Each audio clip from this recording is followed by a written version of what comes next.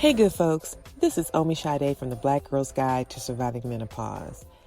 I had a younger friend ask me, do you, as a menopausal woman, still experience pleasure? And my answer was, yes. And I hope that that will be the case for the rest of my life. I experience pleasure in so many different ways. Pleasure derived from sensual sexual connections, pleasure derived from adornment or food or music or dance or being around people that I love. And I thought, well, you know what? This is a really interesting question that keeps coming up where people are confused or concerned or are getting mixed messages around what sex, sexual expression, and pleasure looks like as you're getting older. Is it possible? Is it accessible? Does it change? Things do change. Your body changes, circumstances changing, your relationship to intimacy changes. So I thought, you know what? We need to bring a sexologist on to help us learn about sex, sexual expression, and pleasure. And I could not think of a better person than Goody Howard. Goody Howard is a sex educator and sexologist. Goody Howard brings it to you real and raw around the different ways that we can experience pleasure. Pleasure with ourselves, pleasure with a partner. There are 18 different types of orgasms. I did not know that until I had this conversation with Goody. So this is definitely a mature conversation. We do use mature and strong language in this conversation. So I just want folks to be clear that if you are ready for a raw and honest conversation about sex, sex toys, barriers to sex, challenges, myths around sex, and menopause and aging, this is the episode you do not want to miss. My name is Omi Sade Bernie Scott, and this is the Black Girl's Guide to Surviving Menopause, introducing Goody Howard. Hey, Goody. Hey. How are you? I'm great. How are you doing? I'm doing good. I'm so glad you could join me today for this conversation. We're so excited to have you on the podcast. I was really excited when you said yes. Season 3 is turning out to be a fantastic season. Oh, you already know. I knew when we had a conversation, I guess it's been almost a year ago, about trying to do some work together that I wanted to have you on the podcast. So thank you so much, sis, for saying yes. Absolutely. So we're going to get started, and I'm just going to ask you a few questions because I really want our listeners to get to know you and know more about you. So can you share a little bit about yourself? Tell people your name and where you're from and your pronouns, and what is the path that led you to becoming a sex educator or sexologist? Now you got to let me know, which do you prefer, sex educator or sexologist? They both fit. I just caution people on calling me a sex therapist, but I am a sexologist and a sex educator. Okay. All right. Yeah. There's a big difference between those two. Basically, I've always been the freaky friend. You know how that goes. And I love to learn. So when people would ask me things, I'd look it up. This is back in the day, like with, the card catalog and microfiche. Like this is before the internet. So I would look up answers to questions and just kind of always, it's like a rabbit hole. And so I just started, doing that. And then I started selling sex toys. And so I was a pleasure professional. I still am. And I just kind of realized that they were just trying to move product. They weren't really trying to educate or empower. So I did more research and got my own sex toy wholesalers and just started doing it like that. When I started, I was doing I'm not going to name the company, but it's basically like Mary Kay for dildos. And so you kind of have to differentiate yourself from the people in the area that are doing what you do. So I would do like little positions, tips and tricks, and little blowjob tips and oral sex stuff. And people are just like, they were like, oh, we will pay for this without the sex toys. And so that's when I started fleshing out my workshops and stuff. My bachelor's is in Mm-hmm. business, so I'm always looking for ways to build out businesses and, make money, as it were. And then I met this amazing group of women called the Women of Color Sexual Health Network. And it was full of Mm-hmm. Black identified women of color that were doing this work full time, paying their bills, child, with sexuality work. And so I just started doing the research on how I could make that a thing. And I feel like I'm really being blessed. I think the ancestors give me the kind of personality that people immediately kind of either gravitate towards or they don't. There is no in between, and they feel comfortable talking to me about this part of their life and welcoming me into their intimate spaces. And so it's been very, the energy that I have and the personality that I've been blessed with is very much supporting what I do. I love that. How long have you been in the area of pleasure, sex education, sexual expression, helping folk out? How long have you been doing that? I've been in the game about 15 years. I used to be an accountant during the day, and I would do all the pleasure and sexuality stuff on the side. And then in December 2016, I had just had my daughter, and I was so stressed out about the accounting job that my milk dried up. And I was so frustrated. And I had been wanting to do sexuality work full time. And my partner was like, fuck that job. And I was like, you're right. So they wouldn't work with my schedule for me to go to get my master's degrees and stuff. And so I quit. So I've been doing this full time since December 2016. I love your partner being like, time to go. This job is not going to be He stressing wasn't you having it. out and stressing. I love it. Can you say, help me out? Because I feel like I know, but I might not be right. The difference between a sex educator and a sexologist, is it just in terms of language? Are they still the same? For me, my lay opinion is that a sexologist is just like knows all the things. Like they are going to a whole nother level of understanding around sexual identity, sexual expression, pleasure, tools, toys, products, all the things. And that's not to say that a sex educator doesn't do those things, but that's what I felt like I was thinking about on a spectrum. And I'm just wondering if you can say for our listeners, is there a difference, or how would you differentiate between a sex educator and a sexologist? I think that's a great question because a lot of people don't know the difference, right? So the difference is minute, but a sexologist is ology is the scientific study of.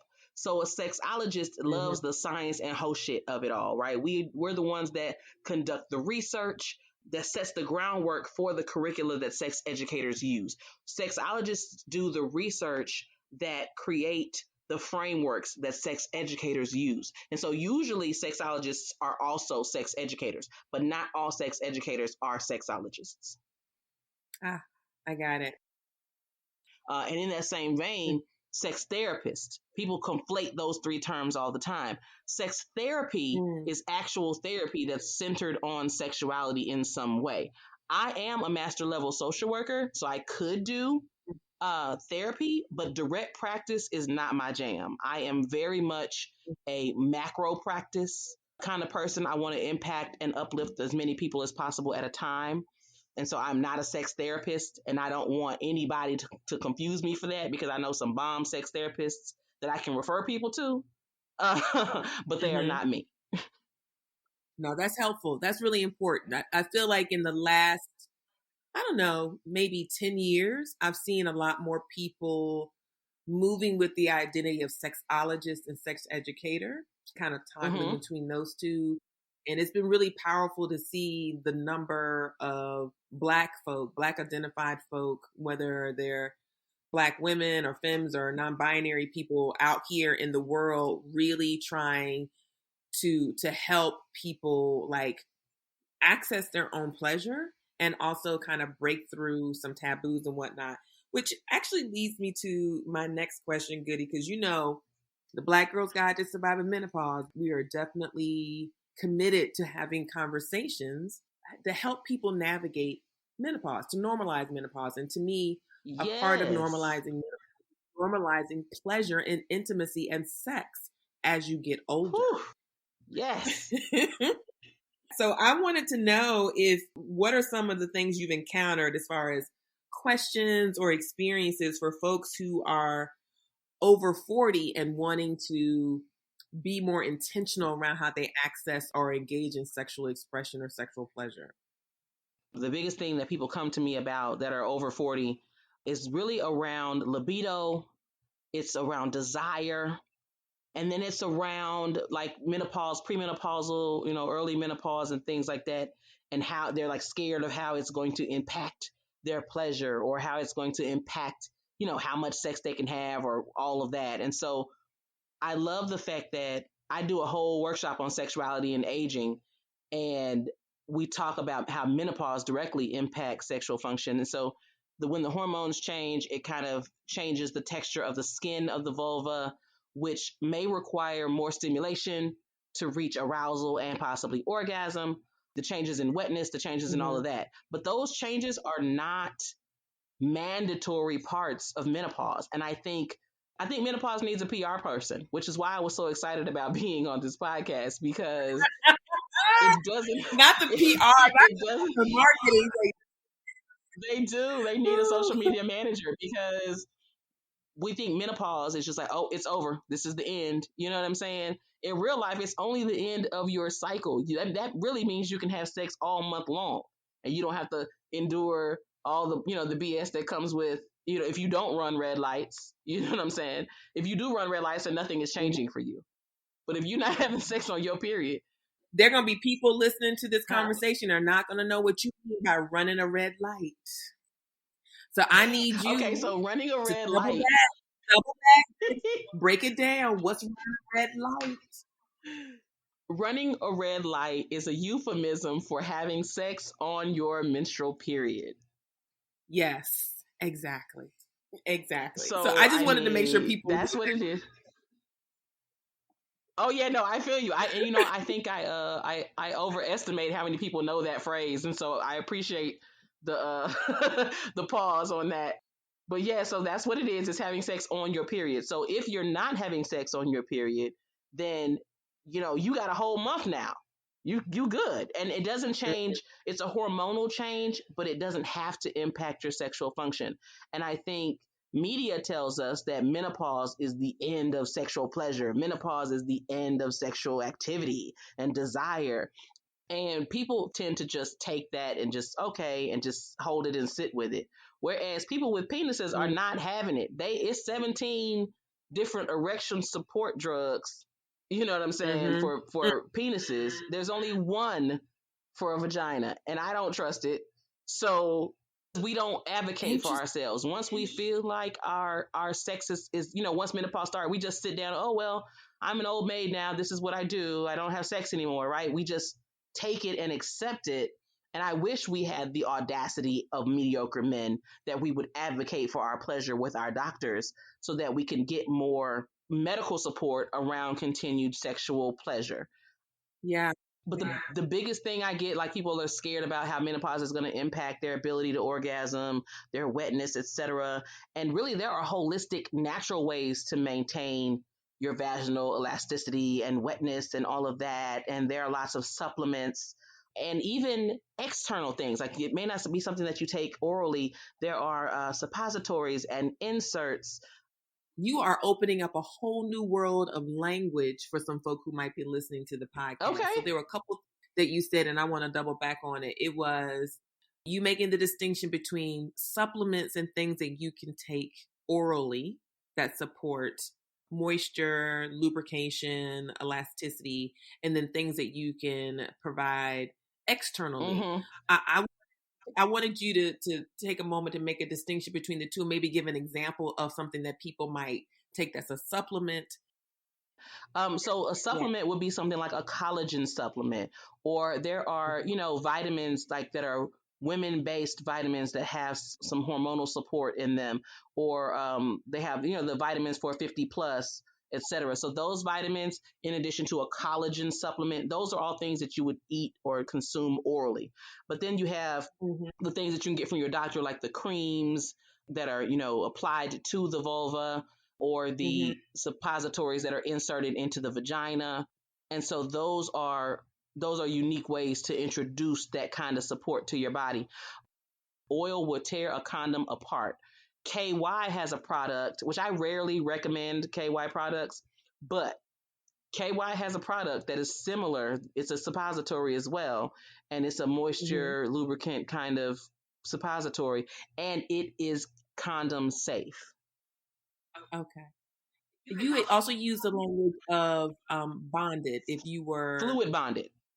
Fluid bonded. Can you say what fluid bonded is for folks? Fluid bonded is sexologist speak for hitting it raw.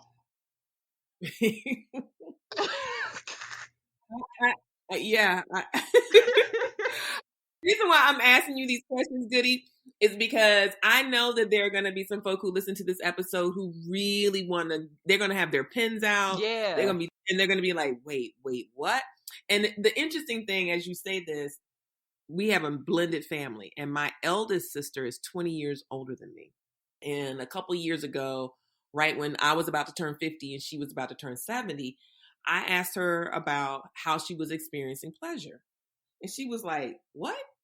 Because what I asked her specifically, in my very little sister way, do you miss being touched? Because as far as I know, my sister's been single for about 15, 20 years. Touched intimately. She said, by whom? I said, by whomever. And she was like, I guess. I just don't really think about it. I said, why don't you think about it? She's like, I guess I feel like I'm at a place in my life where that's not something I really think about that often.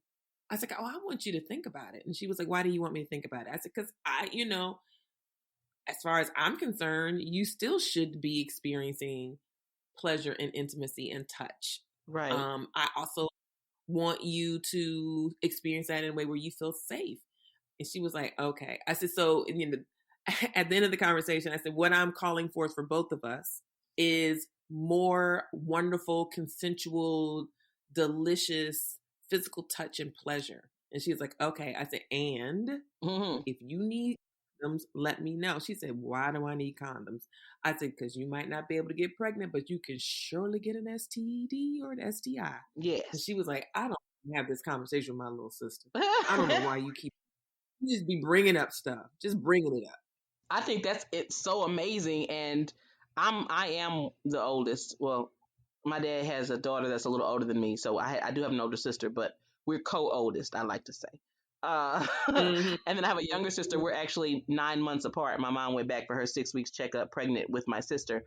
So we're the same age for 6 weeks every year. But and then I have a brother that's 10 years younger than us. And even before I started doing this work, everybody got condoms in their stocking for Christmas.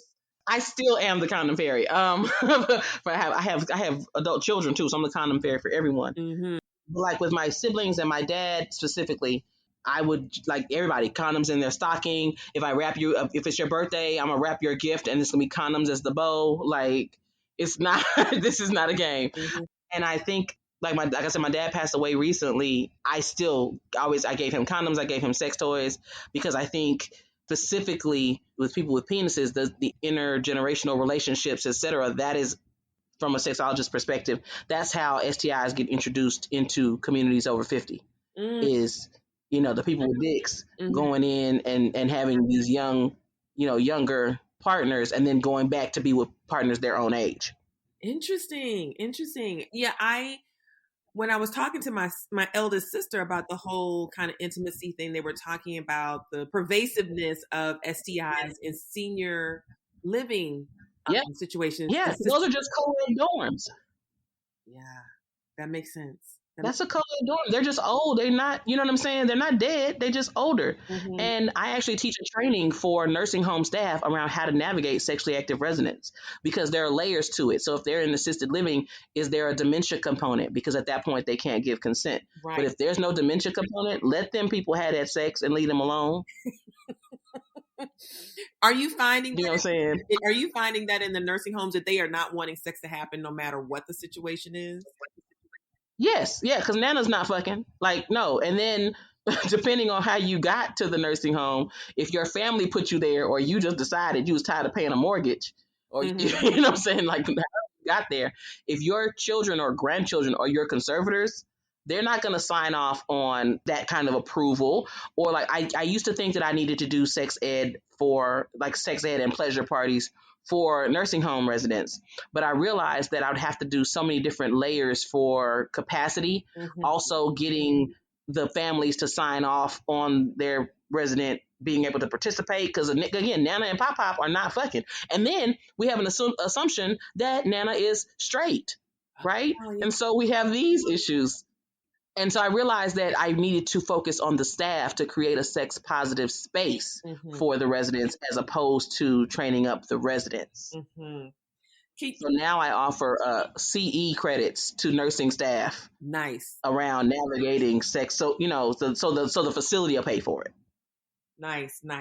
I think this is a whole conversation that people have no idea about around, one, sex and pleasure over a certain age, and then sex and pleasure if you're living in a senior center or a retirement community or an assisted institutional living at all, like be it incarceration, be it adult, how like adult daycares, or they have like homes for disabled people and people with developmental disabilities and challenges, and like all institutional living have sex negative policies, and they don't have spaces for the residents to engage in safe sexual health and pleasure practice.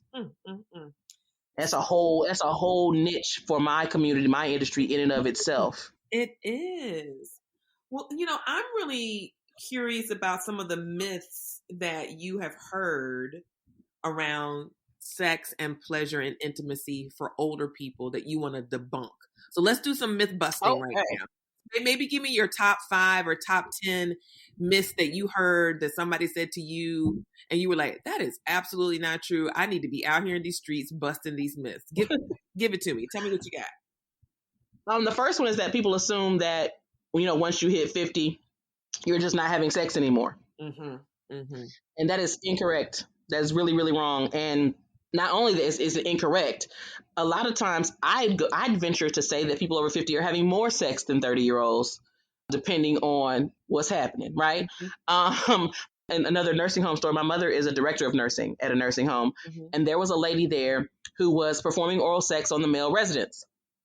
She was a resident. She was performing oral sex on the male residents, and they would just give her 2 cans of Coca-Cola. Okay. And so the nurses got together and bought her like 5 cases of Coke. And they were like, look, see, you have soda now. You don't have to suck all this dick, right? And so the lady was like, oh, baby, I do it because I like it. The soda is so they feel like they're doing something for me. I was going to ask, it sounded like they were making the assumption that she was doing it to get the sodas as opposed to correct. She was doing it because she enjoyed it.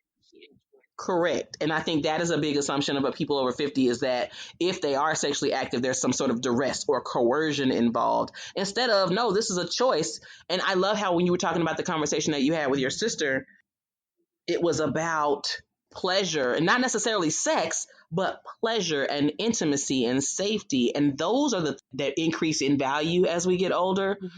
The body does change and what sex looks like does change, but that doesn't mean that it stops. Right. What's another myth? And I think, give me another myth. Once you hit menopause, you dry up and you can't have sex anymore. And like I said, we would talk about those inserts and those supplements and stuff. And if you drinking water your whole life and you stay hydrated, you might not even have a problem. Just, cocktails make your pussy dry. So, wait, let's stop right there. Everybody who's listening, because I have a fairly large intergenerational audience. And just did an episode that was the Millennial Takeover, and Aja Taylor, who was one of the co-hosts who took over, was like, one of the things that my friends and I talk about all the time is that once I get 40 or once I hit menopause, my vagina is going to dry up and it's going to hurt and it's going to be painful and it's over for me. And I was like, who's telling you this? Right. Are these people who's telling you this my age or people who've gone through menopause, or these are your peers? And she said, my peers. I said, well, your peers should probably stay in the lane of the lived experience and not in projecting something they haven't done before. But you just hit on something that I didn't even think about, which is the impact of alcohol and caffeine and things like that in drying out your vagina. Yeah. Yes. It's a thing. So hydration, arousal is blood flow. And if you're properly hydrated, your blood flows through your body more fluidly. And so, and also, orgasms are muscle contractions. And if you're properly hydrated, your muscles are at peak function as well. So if you're hydrated, you're going to have better orgasms, stronger orgasms, because your muscles are at peak function. Your fluidity, your wetness, your sexual response, erection quality, clitoral erection quality, and penile erection quality will all be better. And that's throughout the lifespan. So every time y'all going for these mimosas and this bottomless, these Cosmos and all that shit, you pay attention because you also need to be hydrating yourself. That's right. That's right. Drink your water. Drink your water and eat your pineapples, y'all. Drink your water and eat. You know what I'm saying? And if you're a squirter, you'll squirt more. And if you're not a squirter, it'll help you become a squirter or connect to that or that type of orgasm, because every woman that was assigned female at birth has the capability of squirting, right? And so looking at the fact that there are over 18 different kinds of orgasm, sex does not end when you hit menopause. It just may change. The nipples are connected to the same part of the brain as the genitals. Hey, y'all. I hope you are enjoying this latest episode of the Black Girl's Guide to Surviving Menopause. Before we continue with this episode, I wanted to bring a word from our sponsor. Before I started working with Kendra, I asked them to share more about themselves and their values. And here's what they had to say. We started Kendra with a seemingly simple mission: empower people who are experiencing the hormonal changes of menopause to care for their bodies naturally, safely, and holistically. And what does that look like? Plant-powered, estrogen-free essentials that do what they promise. Kendra is science-backed support made by women and tailored to you. And I love hearing all of that, because I wouldn't want to partner with anyone or any entity that is not natural, safe, and holistic in their approach. Kendra's line of peri, meno, and post essentials includes a daily vaginal lotion that has a revolutionary reusable applicator that dramatically relieves vaginal dryness, a sleep-enhancing supplement, an energy-boosting supplement, and a dynamic daily wellness supplement, all thoughtfully designed to target and relieve any of the physical manifestations we have along this menopausal journey that sometimes includes hot flashes, brain fog, and mood swings. Kendra has a great offer for our listeners. For any first-time purchasers or subscribers, you get 20% off anything you wish. To get 20% off your first order or subscription, go to ourkendra.com/Omi20. That's ourkendra.com/Omi, OMI20 to get your discount today. This is church. This is the sexology part. The sexology part. We're like, welcome to the sexology part of the conversation where you get to this amazing body that we have. These amazing bodies we have that are actually made to experience pleasure. So I think that's really important. Are there myths that people have that you feel like are definitely connected to, their upbringing, or, whether they are living in the South, born in the South, if there's any Southern pieces of that you might see living in, Texas or whatever. I'm just wondering if that also plays a role in some of the myths you hear around sex and aging. I think that people think if you're older, let's say you're older and you're married and your partner dies. Now, if your partner's dead, then you must not be having any more sex the rest of your life. I think there's a myth around that. And dating as a person that's 50 plus, or, surviving a partner, finding love again, all of that stuff, we don't even talk about. There's no narrative around that. And then the biggest thing, I think, when we talk about, like you said, dried up and all of that, I think that comes from the peer group of millennials, because they feel like lube is a commentary on their sexual prowess, right? Lube is a safer sex practice. Lube is your friend no matter how old you are. I don't care if you are Miss Aquafina Whoppity Wop 2021. Lubricant, that shit hit different with the ceiling fan on, okay? Your natural wetness is designed to evaporate, sis. So get you some lubricant, because it'll create a smoother barrier between you and whoever or whatever you're having sex with. Correct. Okay. And so it's for everybody. It's not just for 50 plus. Lubricant is for everybody. Lubricant is for. Do you have a T-shirt that says that already, Goody? I feel like you got not yet.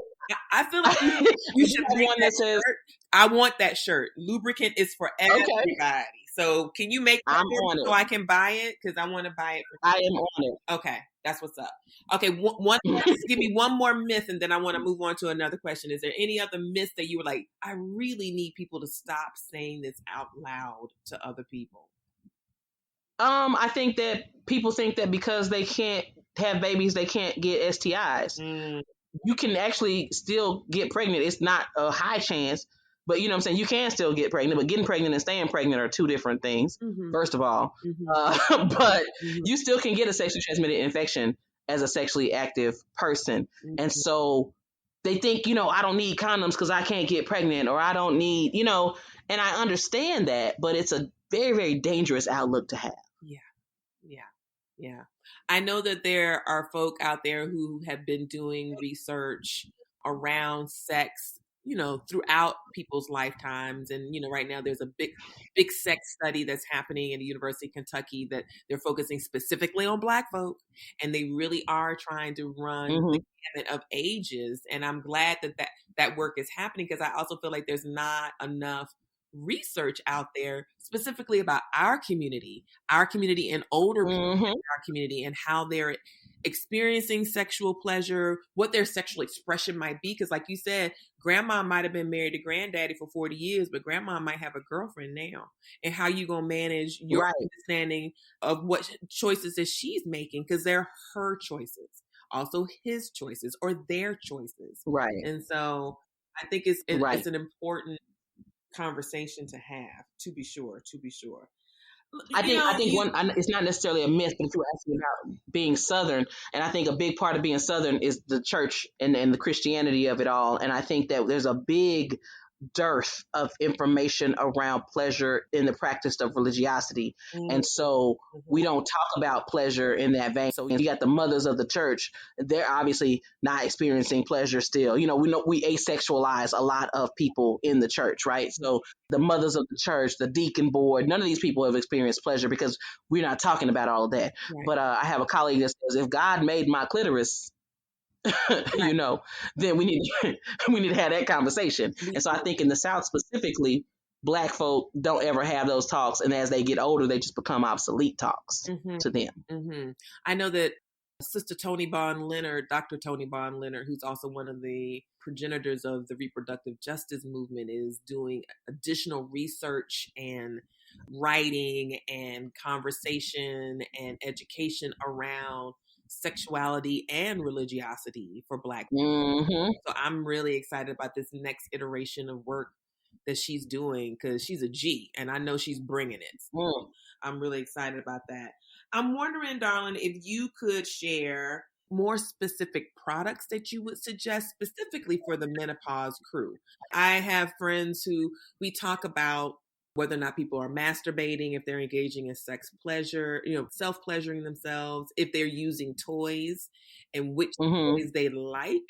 And if you were to make some recommendations around, here are a couple of toys that you might want to incorporate either just for yourself or for you and someone else. Are there some toys that you're thinking, ooh, if I had to make a recommendation, y'all need to get this one? Oh, yeah, for sure. So I think, first of all, we're talking about masturbation and self-pleasure. You need lubricant. You need to wash your hands first, and you need to use lubricant. And I would say use water-based lubricant for masturbation specifically because some lubricants are not sex toy compatible, and you'll tear your investment up trying to be, I know we're all naturalistas and things, but coconut oil and sex toys do not mix. Say that Olive oil and sex toys do not mix. Coconut oil, olive oil, and sex toys do not what? Mix. They do not, nor do they mix with condoms. And so I think that's important to note. But water-based lube is the first, I would say, sex accessory that I would suggest. Water-based lubricant is your friend. Even if you're just using your hands, it gives you a smoother glide past the clit, right?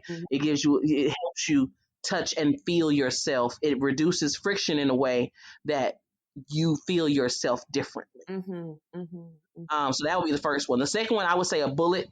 And I like this. It's a bullet called the Frisky Finger. And of course I have it on my website, but you can find it anywhere. Yeah. The Frisky Finger is... Let me stop you there. I just want folk to know we are going to put the link to Goody's website in the episode notes. So that way you don't have to be actually out here rooting around trying to find stuff. I'm going to send you directly to her.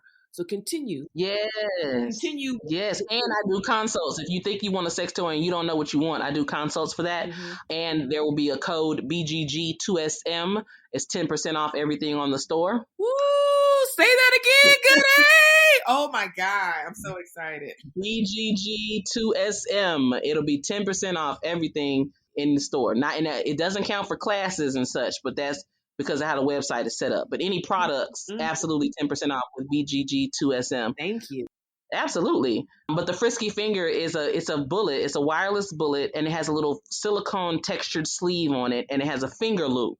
So you don't have to try to juggle genitals and sex toy. So it's great for stimulating the vulva, the clit. If you have a penis, you could still put the bullet around your finger and stroke your penis with it. Hold your balls and stroke your penis with the other hand. It's very versatile in that way because sex toys don't have an orientation. Right. And so once I say like a lubricant and a bullet, and then I would say something like a butterfly kiss. And a butterfly kiss is a G-spot toy. So it has a 2-inch insertable part, and then there's a part of it that stimulates the clit. It's 2 inches in and up because of the G-spot, like where the G-spot is located. And so it'll help you connect to a G-spot orgasm. It could possibly help you connect to a squirting orgasm. If you have a penis and you're good with anal pleasure, you can put it in your anus and the clit part will tickle the balls. Like, again, sex toys do not have an orientation. So those are sex toys that I would suggest for anybody at any point in their life. And I say that specifically because I think sometimes we think about maybe there's a different type of toy or a different type of accessory needed for a certain age group or a certain body size or a certain body type or a certain orientation. And the beauty of sex toys is that they are literally universal. Yeah, I think that's important. I'm glad that you said that. I think it's important because oftentimes when I've seen people who do pleasure parties or they're talking about sex toys, they tend to talk specifically to either women or femme-identified folk, right? And they're like, this is specifically for you, as opposed to saying, sex toys are toys that are available for everyone. And they're available for everyone, no matter how old you are, or, it doesn't matter the age. And so being able to access that and know what pleasure you're seeking. Like some people are not familiar with the G-spot orgasm and the different types. You said there's 17 different types of orgasms. I hope people Yes, at least 18 different kinds. And I think the last toy that I would recommend is a wand, just because it's great for if you have limited range of motion or something like that. The wand is a great way to access pleasure. Now, I'm going to say really quickly, I can tell you the 18 different kinds of orgasms that I have in my head. You know what? We've got time. Go ahead, rock out. Make it happen. Okay.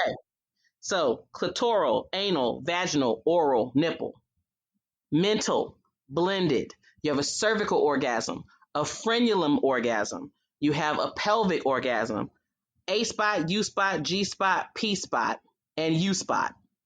You have a. I wish you could see my face. I'm sitting here right now, like, wait. Okay, keep going. And you have a birthgasm, a skingasm, sleepgasm, and coregasm, and that's 19. Okay. And we're always finding new ways. Like I said, the nipples are connected to the same part of the brain as the genitals. When I say an oral orgasm, I'm talking about when you reach orgasm from performing oral sex, not receiving oral sex. Okay. So when I teach my oral sex workshops, I tell people, if you have not reached orgasm from performing oral sex, your life is incomplete, but I'm here to help. All right. Yeah. And I think oral sex becomes a bigger part as we get older too. It becomes more important. I'm very much team no mouth, no marriage, but I think oral sex and the pleasures that you can find via your mouth are very, very important. And I think that importance increases as we get older. I would tend to agree with you, Goody. I would tend to agree with you, beloved. We're coming towards the end of our conversation, but I want to spend a little bit more time talking about you specifically, honey, and like, how has your journey of being a sex educator and a sexologist, you already shared that you already had a predisposition and a proclivity around like, I'm the open cousin, I'm the open sibling, I'm the person who's willing to talk, I'm the person who's willing to do the research and get the information. I am though wondering, the deeper that you've gone into your identity as a sex educator and a sexologist, how that's transformed how you experience your own pleasure, and as also how that's you're experiencing that as you've gotten older. I don't remember how far apart we are in age, but I know you're a mom and I know that you are partnered. And then so I'm also wondering how all of these things kind of find their way into your own relationship. I just turned 41 last month. Oh, yes, that's right. That's right, Aquarius. All right, come on, Aquarius. That's right. Yes, I'm a grown up. I'm a real grown up. But and my partner will be 50 this year. Okay. And so, I needed a grown up. That was the issue. And I think honestly, the biggest thing that I've learned about my own sexuality doing this work is that sex, the act of sex, is not where I root my pleasure. I so much more value the intimacy, and I define intimacy as what happens when you're not having sex. And so I so much more value the intimacy. Sex is great, and we have amazing, satisfying sex. However, that's not the part where I'm looking at my partner and hearts are coming out of my eyes. I really value the connection that we have. And I know as we age, sex changes, the way it happens, the way it occurs and what it looks like changes, but that's not even the biggest part of my dynamic.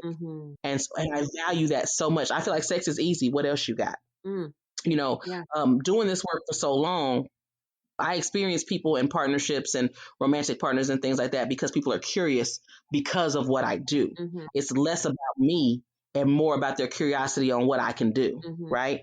And so I love the fact that my partner and he values me because of me, my mind and my heart and my spirit and my personality and my work ethic and all of that. He loves the fact that I'm smart. I'm a nerd, he says. But I think the sex and stuff is a bonus.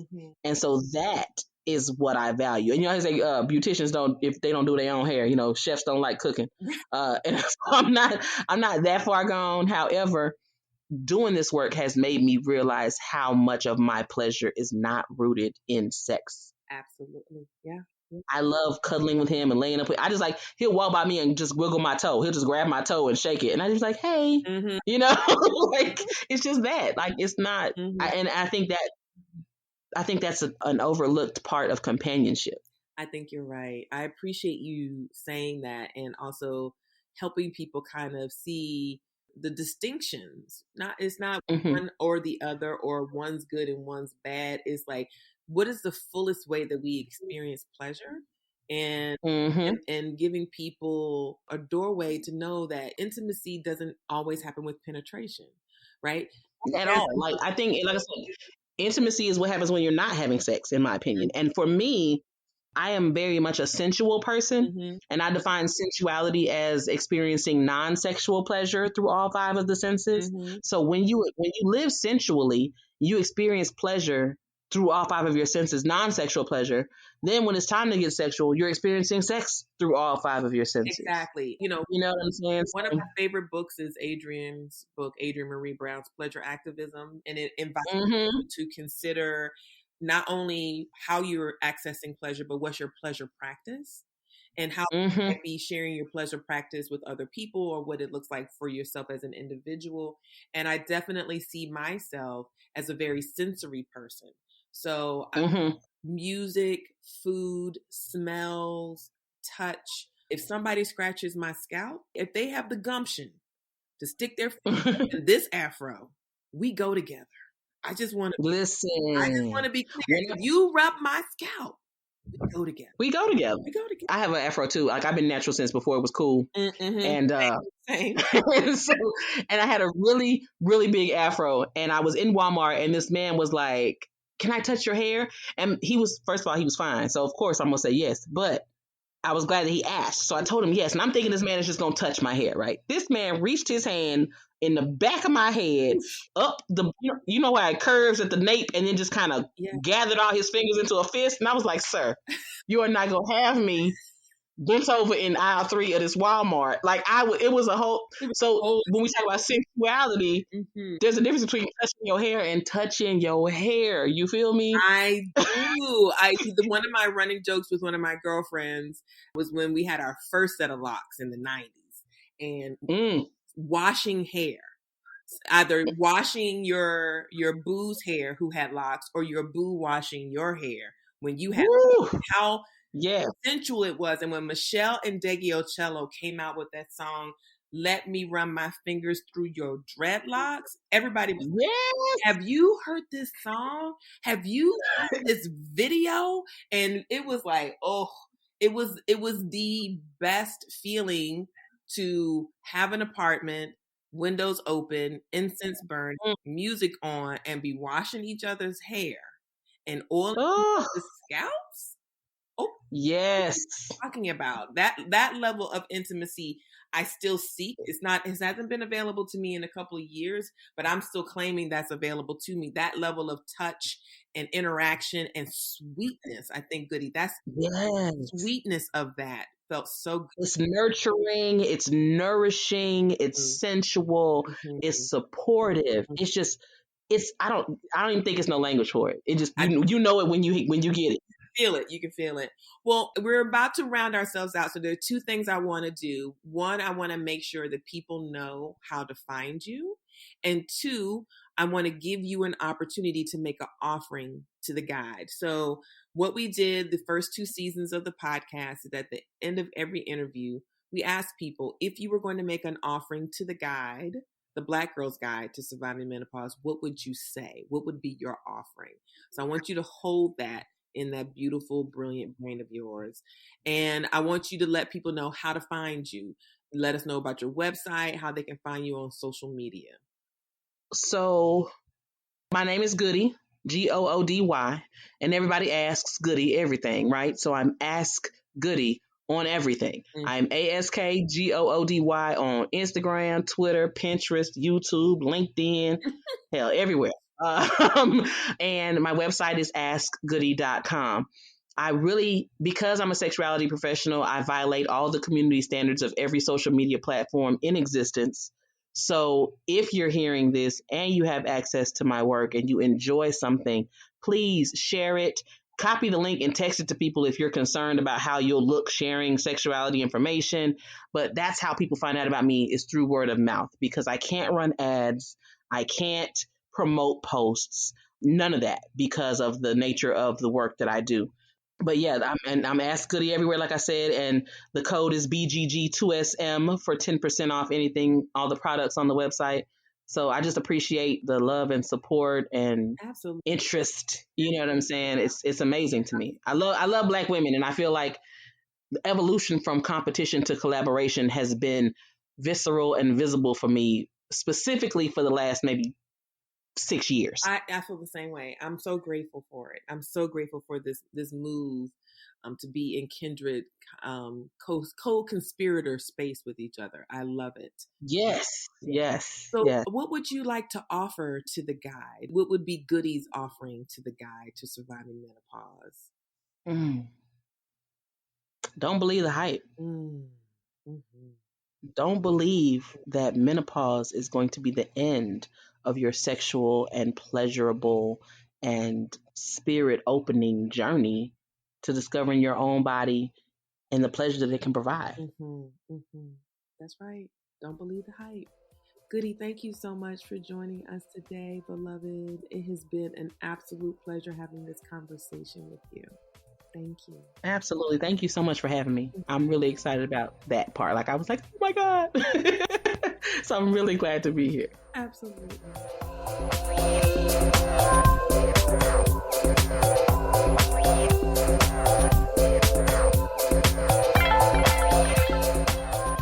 Well, good people, I hope you enjoyed this conversation with Goody Howard as much as I did. It was fantastic. I love that Goody not only has gone through the training necessary to be able to provide sex education in the community and to be a sexologist supporting people in their journeys with intimacy and pleasure, but that also this was a role that she found herself playing inside of her family, and that people trusted her to be able to ask her questions, and that she would answer these questions after she had done her research and her homework, and she could present it in a way that people could receive it and feel comfortable with. And I really appreciate that. Thank you so much, Goody, for your candor. You are such a funny person, and I love the energy that you walk with. And also thank you for offering our listeners a discount. So check out the discount code in the episode notes so you can get a discount on sex toys, lubricant, all the things that Goody provides via her website. Her website is also in the episode notes. And I hope that you take advantage of some of the encouragement and suggestions that Goody has made to us around how all of us can either claim our sexual expression or reclaim it, or learn or unlearn the ways in which we can experience pleasure as we get older, as we are navigating menopause. To learn more about the Black Girl's Guide to Surviving Menopause, as always, we have dropped our information in the episode notes. So just check out our website. You can learn more about who we are and why we do the work that we do.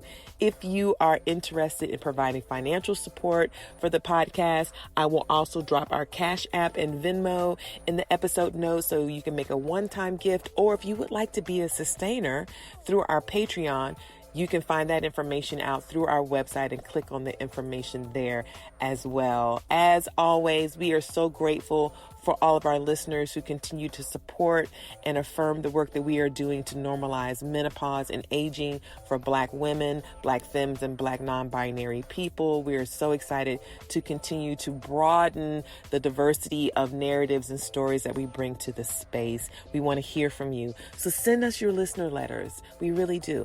Send them to decolonizingthecrone, that's all one word, at gmail.com, and put in the subject line, listener letters. What do you want to hear about? What topics would you like for us to explore? What questions do you have for our guest host? We want to hear those questions, and more than anything else, we just want to get your feedback on how we are doing in providing a space that's fun, candid, sacred, and about healing and joy for people who are navigating and experiencing menopause. Thank you so much for listening to us and supporting us. And as always, we'll see you again on the dark side of the moon.